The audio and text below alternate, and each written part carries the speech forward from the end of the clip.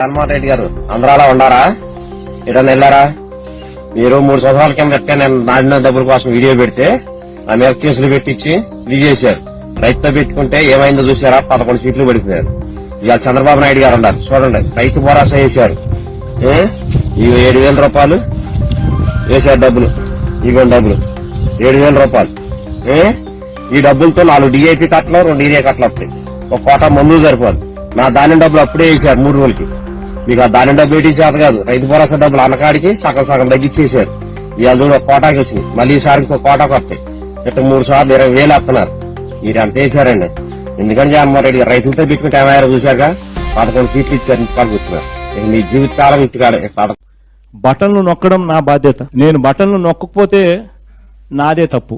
బటన్లు నేను దేవుడి దయతో నొక్కగలుగుతాం కూడా. ఆ బటన్ నొక్కినామనంటే ఫస్ట్ ఇంకో బటన్ నొక్కితే, తర్వాత ఇంకో బటన్ నొక్కితే కూడా ఆ బటన్ నొక్కినామనంటే ఫస్ట్ ఇంకో బటన్ నొక్కితే, తర్వాత ఇంకో బటన్ నొక్కితే కూడా ఆ బటన్ నొక్కినామని కూడా ఆ బటన్ నొక్కినామనంటే ఫస్ట్ ఇంకో బటన్ నొక్కితే, తర్వాత ఇంకో బటన్